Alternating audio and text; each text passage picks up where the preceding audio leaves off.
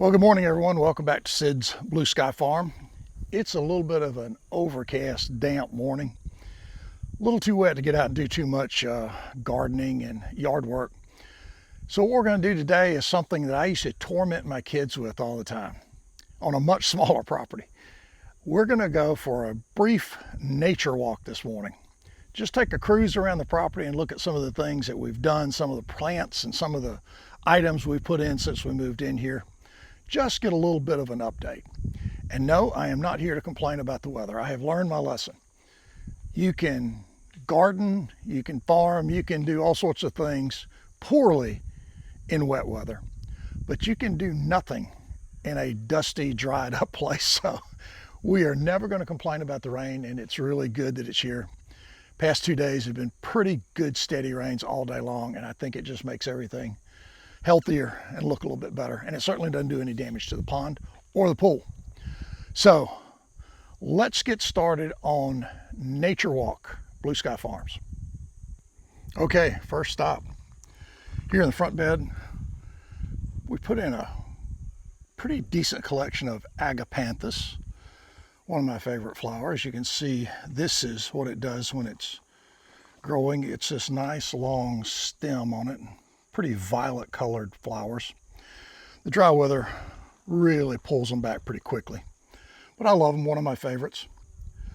This plant here really suffers in drought, but it's pretty hardy. It does come back. This is the third year for these, and it's called the I think it's purple shield plant. I've never heard that, maybe a more formal name for it, but that's what we've got. We put in a few of those. You can see them scattered across the yard. And of course the limelight looks a little bit like the oak leaf hydrangea, but these limelights are pretty. They have a lot of blooms. Start getting a little purple tinge to them as fall sets in.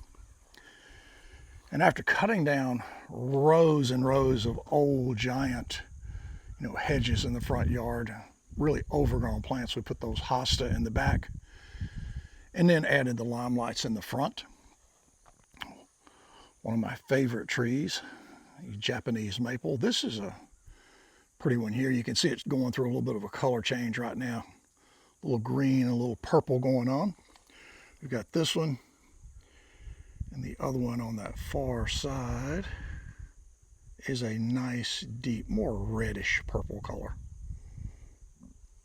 As we finish up back over here, the ever-present daylilies that I thought I had killed off and just continue to come back. And I think I mentioned this last week. One of my favorite plants, that hydrangea right there, was just a twig I stuck in the ground, and it came back in full force this year. And it was a cutting off this. I think this may be called the Queen Anne's lace hydrangea. That may be just my own name for it. But it's my favorite plant. I really love the way these blooms come out. They have these nice delicate flowers around that bluish tinged bloom in the center. Rose in the corner is struggling, but trying to come back. A few other roses along the side. And a big green tree, I have no idea. We got that from Arbor Day, and it survived. That cedar you see there, we drug up here from Opelika when we moved. I stuck it in the ground. It was about 2 feet tall, and now it's taken off. And yeah, we're going to just ignore the garden. It's just garden, bad word this year. See some of that, those little short mound-looking bushes there. It's called deer grass. Several crepe myrtles out in the front yard, trying to get a couple more started.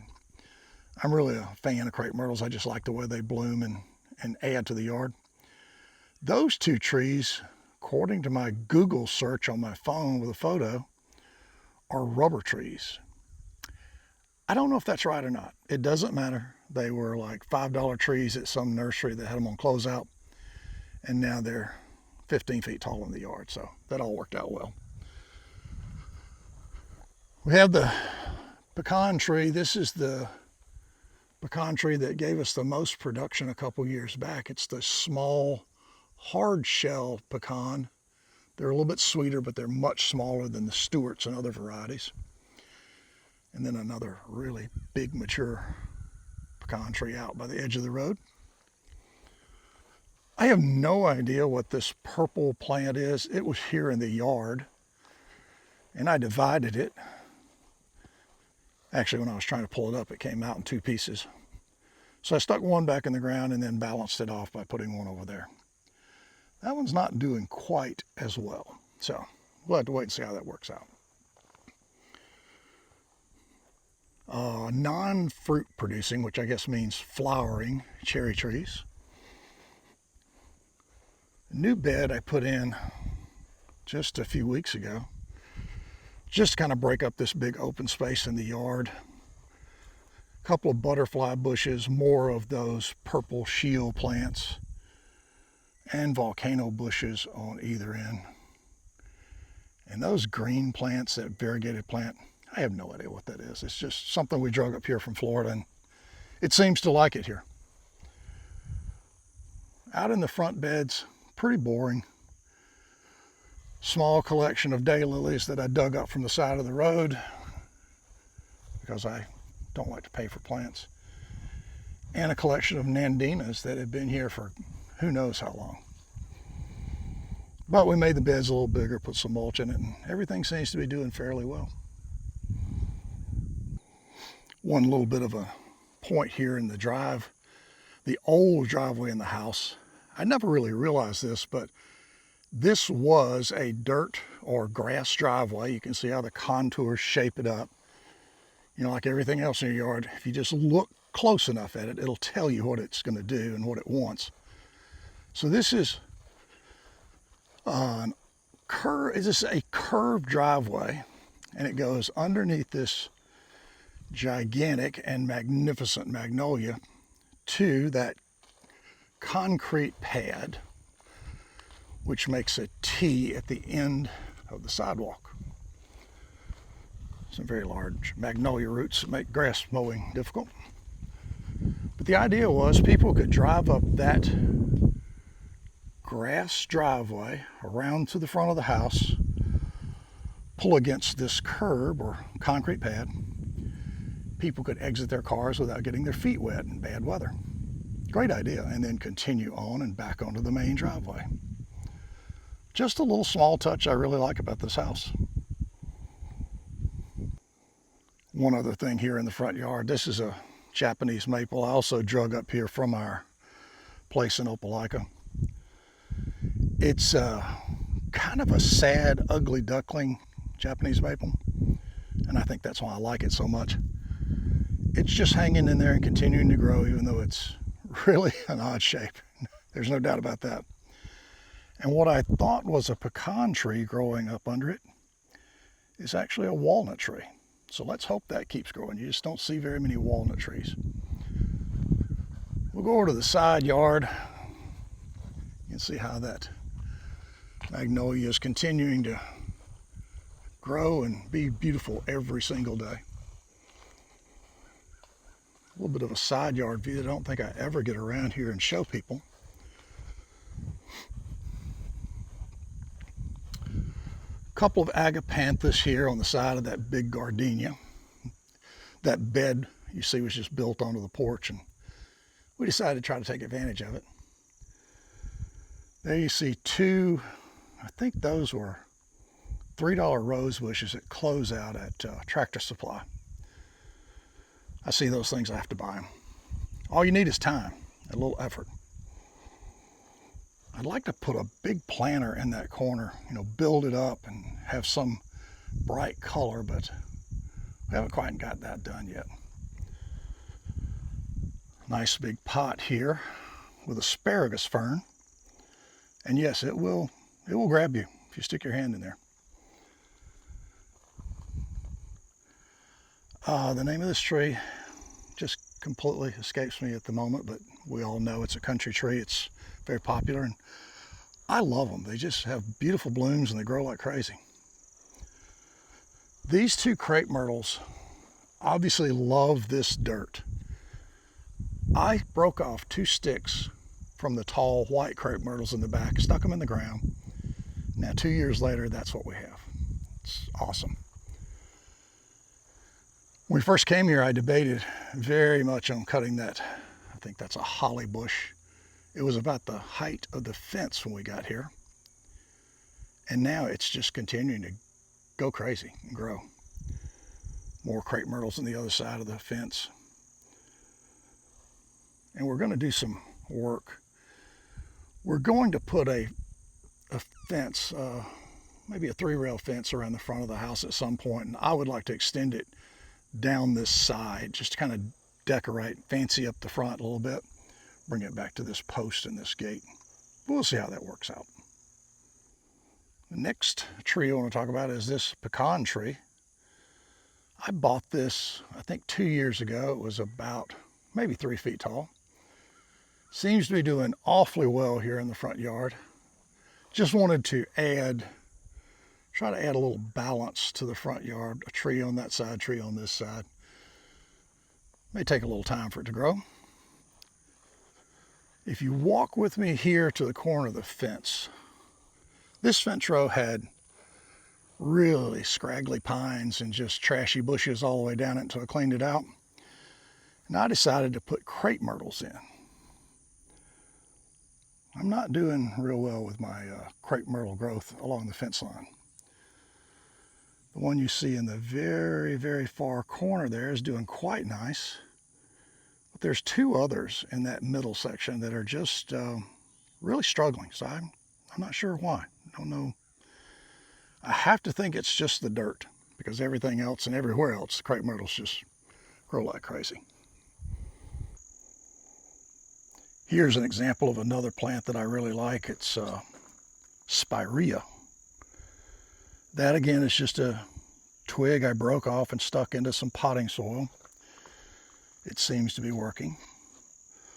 Another of the original bushes, a gigantic holly bush that I really hate having to trim, but it's, I don't know, it's just a nice lush green plant on the side of the house.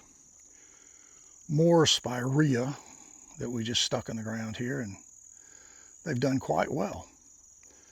So inside the fence in our little courtyard area here, nice stand of tea olive. I don't know what that green and yellow bush is there around the old goldfish pond. Not the prettiest plant. I obviously need to trim it up, but it was an original, as that grass is behind there. And then we come down to a really nice rose bush. I've never done anything, just ignored this rose bush, and it just grows like crazy. And there's the row of red crepe myrtles that do very well. And you can see I took out every other crepe myrtle early this spring, and it just really opened it up. They got a lot more blooms this year. I guess they needed the airflow and maybe just less competition for nutrients. Another hydrangea. This one doesn't get dark blue, but it gets a hint of bluish purple.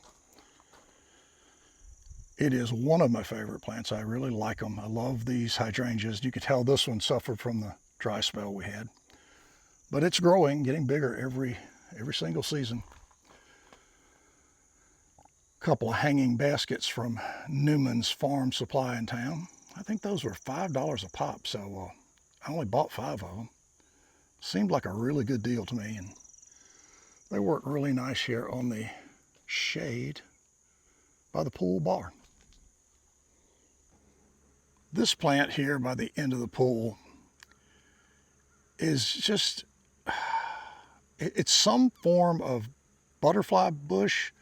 Google says it's a Brazilian butterfly.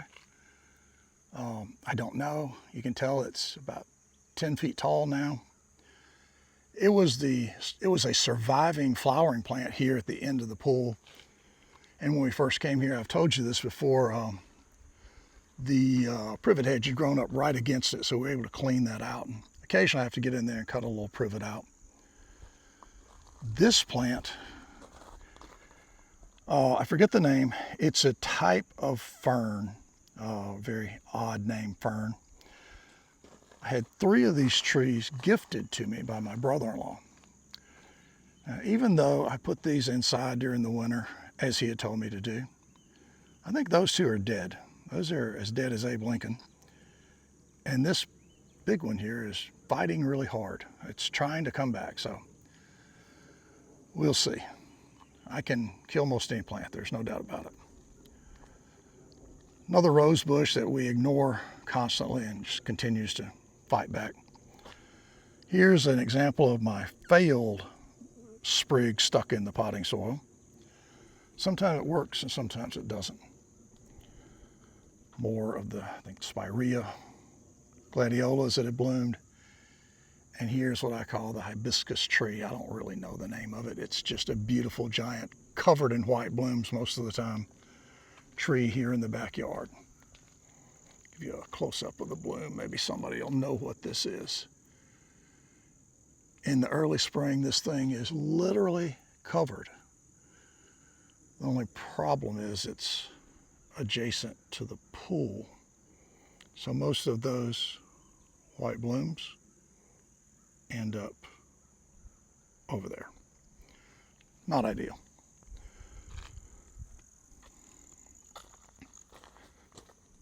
I think a little bit of, I think that's lantana, multicolored lantana. In the back bed where we took the walnut trees down, we've got a hydrangea in a pot, another tea olive, and just multiple hydrangeas. And the newest addition to the backyard, another Japanese maple. Now this variety is a light green that seems to be changing colors a little bit as the seasons change. As you can tell, I really like Japanese maples. Here's something you don't see every day around here. Now the petunias you definitely see. This bed is really good for petunias. They just seem to grow like crazy. And in there, amongst the petunias, is a poinsettia. We just took it out of the basket at Christmas time, stuck it in the ground, and away it goes. This incredible plant right here is called the Ruellia simplex. I think that's a very technical name. It's just a plant that grows kind of wild around here. I really like it because the plants open up in the morning, close at night. Pretty pathetic crepe myrtle in the middle of this little patch. You can tell the ones that get the full sun versus the ones that are closer in don't get much sun. They almost work as a ground cover here for me. I like to just stick them in the ground and let them grow and break up some of the beds. Take a quick walk over. I just put some more of those in the ground. This bed is built over where the old barn was, and it's pretty bad dirt. An awful lot of metal, nails, screws, things of that nature. I just put mulch over it and try to imagine it's not there.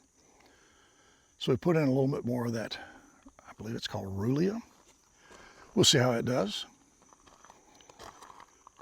More roses, a very big Spyhea plant that never blooms, just it's a green plant.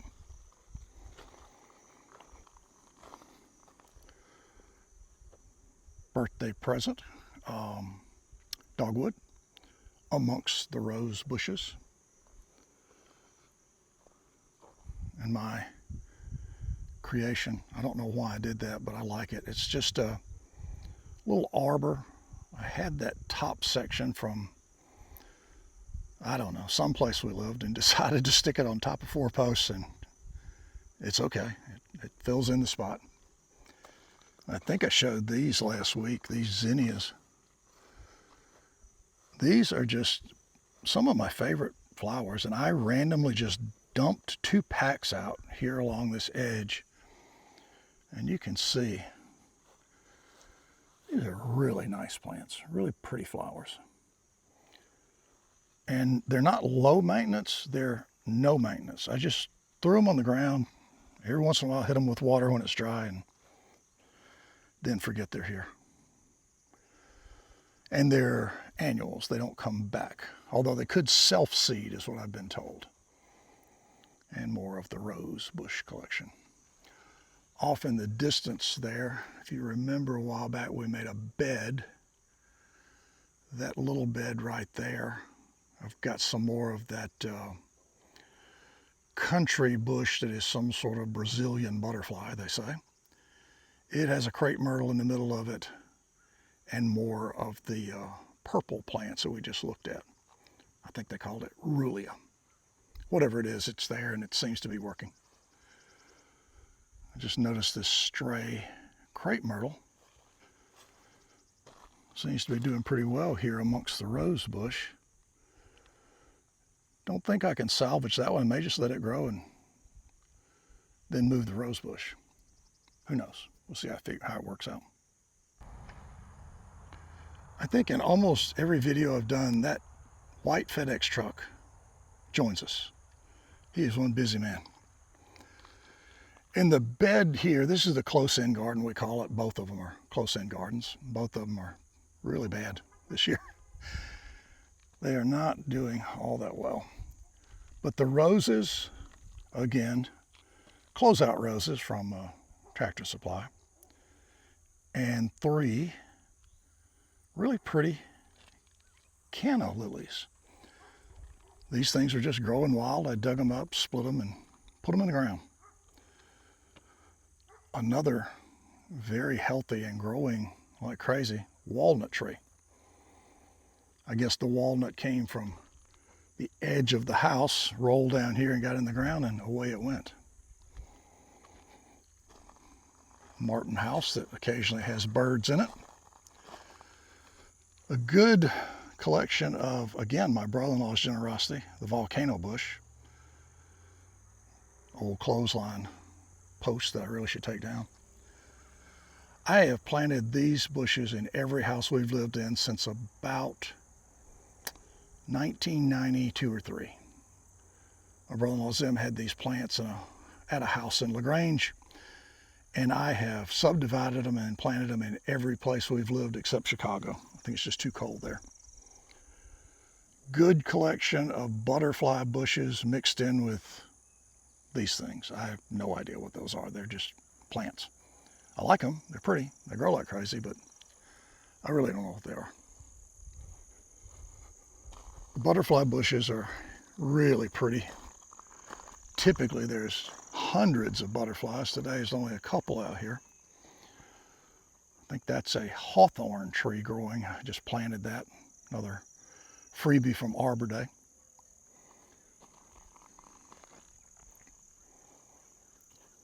Trying to get my grapevine started back there, and a little singular apple tree. And out in the distance you can see those stakes. I've mentioned these before. My pecan orchard expansion. And of the 16 we put in the ground, we've only lost 2, so that project turned out to be pretty good. My mother-in-law's rose bushes. Once again, that one was here. The others, there are 2 or 3 down there behind those evergreens. They were closeouts from some big box store. Tea olive. And this little collection is right amongst the flowering crepe myrtles that are 30 feet tall. These are old. They've been here a long, long time. These crepe myrtles you see right here. And they're beautiful. They really add a lot to the yard.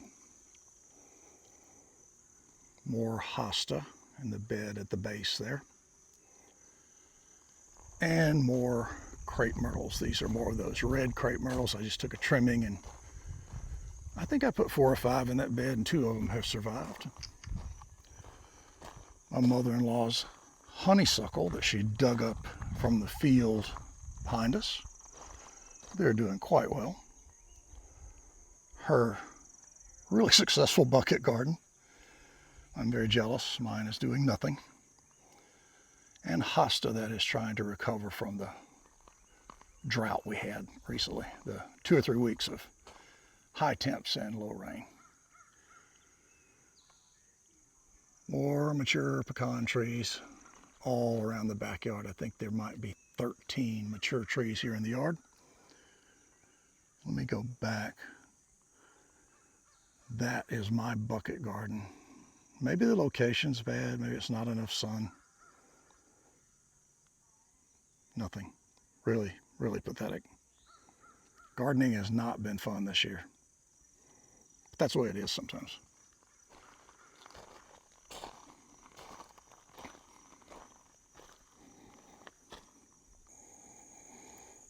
Sometimes you have these ideas and they just don't work out. I believe that was a pecan tree I was going to plant over, or I did plant over here. I don't think it's real healthy at the moment. Maybe it'll come back. I don't know. Here's the back side of the yard, what we call the mowing yard. Two nice trees, one pecan tree and looks like one, I don't know, maybe a maple tree. And that crepe myrtle. Stuck that crepe myrtle there on the Indian burial mound. And no, that's not what it is, it's just a mound of dirt. But keeping with my nature, I exaggerate and come up with some other idea. Another giant pecan tree that's never produced any edible pecans, ever.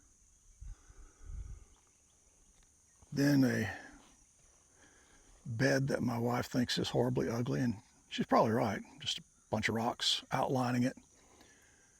And a really prolific crabapple tree.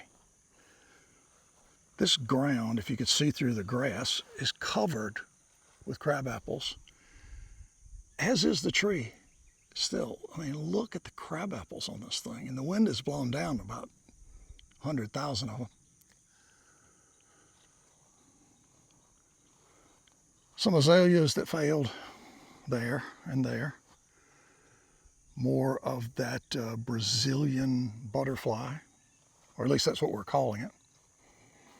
An azalea that might make it. I believe this plant is called a Mahonia. It's just a old country plant that I think you could set it on fire and it would come back the next year. And here is the crown prince of the yard now this year. The quince tree, which has never produced anything, has 4 or 5 quince on it. Now it's dropped a few, but it's, I'll show you a couple on the ground here. Almost looks like a pear there. This little plant, for the first time I fertilized it, and it is trying to produce, I see one that's got a big rotten spot on it, but anyway, maybe the rest of them will come through. One quick thing, when I was early on in rehabbing the farm, I was back here pulling up or hauling away privet hedge, making piles with my bucket of my tractor. Made a sharp turn and I hit this tree right there where you see that scar. It's a miracle it didn't throw me completely off the tractor because I hit it about 5 miles an hour. I thought I'd killed the tree, but it's just scabbed over and keeps right on producing. But I learned a really good lesson about the bucket. Don't go very fast when you're anywhere near anything was my lesson. And I've taken that to heart. One more really big pecan tree. The remnants of the biggest pecan tree in the yard that we cut down around the pool when we first moved here. It's probably not going to produce much from that pile. Anybody wants any pecan wood for smoking? There it is. Come get it. And here's one last view this morning from our nature walk. Ignore the junk that's piled behind the tractor shed. I probably shouldn't be filming that, but I am. A giant lava bush that does very well here on this corner. And my idea was to put a lava bush, crepe myrtle, and go down the row. Didn't work out real well. Some of the lava bushes don't grow here in this clay soil. But I like the combination of the red crepe myrtles on the inside of the fence and the white crepe myrtles on the back side of the fence. I just like the way that looks. And these crepe myrtles all are just little sprigs, little cuttings from the white ones that were over in the back of the yard, the big ones. Pardon me for walking through the ditch there. It didn't help my camera work much. More bonus time here. I again thought this was a pecan tree. I was happy that it was here, and I still am. Turns out it's a walnut tree. Hope it survives and does well. Had a few split watermelons we just threw down on the ground there for the critters to eat. And here is the one more look of the volunteer watermelon patch. You can see little tiny watermelons trying to get started in there. Another one that's trying very hard to grow. And then the collection. There's one fairly good sized one back there. And let's see, 1, 2, 3, 4, 5 clustered together. And 1 or 2 more of decent size just scattered throughout. And I think I have mentioned this multiple times, but it bears saying again. This entire plant, this vine, which covers a pretty large space, is all volunteer. It just came from a watermelon rind thrown over the fence. And I love that. That's just nature doing its thing. Another walnut tree. And more of the same. We've seen already those really nice crepe myrtles. Well, I hope you enjoyed the totally unscripted, unprepared, wandering nature walk this morning. And you should know that because nothing I do on this channel is scripted or prepared. We just get out and see what happens. I do enjoy doing this every once in a while just to catch up with what the plants are doing. And when I walk around like this, it does give me some ideas about where we can add things and how things that we've thrown together are coming along. And as you can tell, I love to just find things and divide them and stick them in the ground, see what they'll do. I think that's really what gardening and working around your place is all about. If it lives, it's great. If it doesn't, it didn't cost you anything or very little out of pocket. And I'm a scrounger. I go to Home Depot and Lowe's and Tractor Supply and basically any place, even the grocery stores. Kroger occasionally has some of these plants that I guess they can't sell and they're sitting there looking terrible. Walmart, by the way. Walmart is a great place to go at the end of the season. I found a Walmart amaryllis bulb display once when we lived in Jacksonville. It had 50 amaryllis bulbs, and back then I think they were about $6 a pop. I offered the guy $20 for the display, and when I said the display, I meant all the plants. He said, "Oh no, load the whole thing in the back of your truck. I've got some string, we'll tie it on."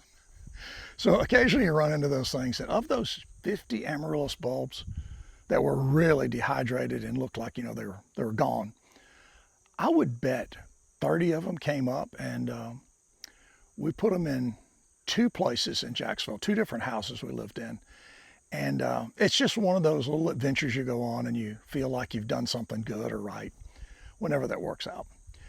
But like I say, I hope you enjoyed the trip today around the property. We'll try to do this every once in a while just to keep everybody up to speed and see how things grow and how they develop.